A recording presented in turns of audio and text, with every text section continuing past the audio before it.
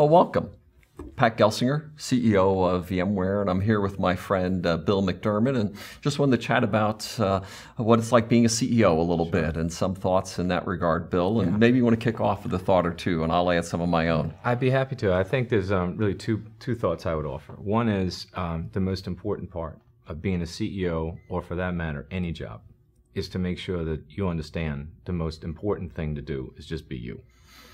Leaders have to have an authentic style and connect with people based on who they really are, not trying to be some CEO. A CEO is a title. The person is what people follow. The second thing is leaders will be forgiven for a lot of mistakes, but not for a bad strategy. So you have to have a vision for where you want to take the company, and you have to have a bold strategy, because these are bold times with a lot of change and a lot of transition. And I firmly believe with a bad strategy, the people just work harder and dig a deeper ditch to nowhere. With a good strategy, even though you might have to gut it out a little bit to get to the finish line, if you're doing all the right things and people know it, they'll be inspired by it. Yeah, I was recently with Bill Green. Yeah. And Bill, the former CEO of Accenture, he called it the 3 C's of being a CEO. Right. Right. And I thought it was a pretty good little summary, and it mates that pretty well. One is, he said, competence. Yes. Right. Which to me is all about being smart, having a vision, right, knowing the requirements of the job that got you there. Sure. Right. He said then confidence. The leadership skills. This is the direction we're going. Ready to pave that path, and sometimes make brave, bold, and sometimes unpopular decisions. And then the 3rd C, compassion. Yes. Right. The heart as well. And I do think Andy Grove said to me many times that the job of the leader is strategy 7x24. Right. And just constantly, what is the strategy, as you call it, of the company, and everything that's going on in the industry, running that calculus again and saying, are we still on the right path? Right. Just constantly driving and communicating that vision.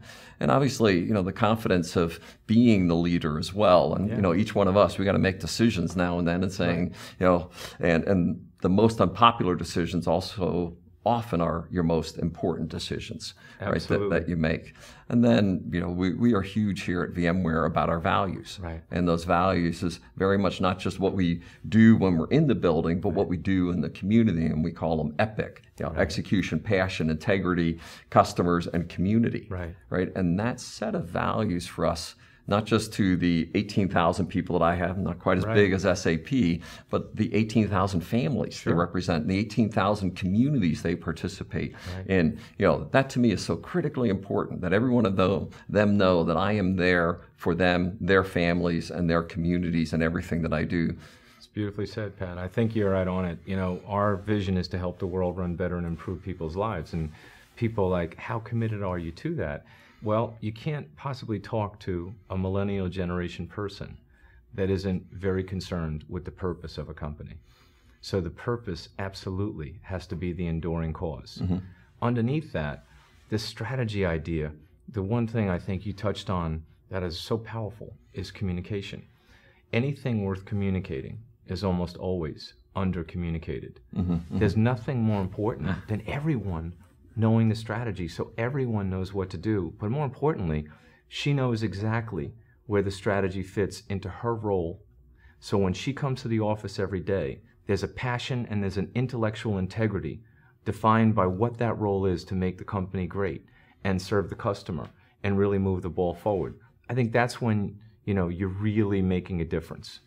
Yeah, I joke with our leadership team that just about the time we are absolutely bored with communicating our strategy, we only have 2, 3, or 4 more years to go. Right. Because it's not just us; it's our customers, it's the partners, and man, it takes a long time. Because the first time you tell them, they really don't believe it. Right. The second time, maybe. The third time, okay, now prove it. Right. It takes a long time to get those things across. Indeed.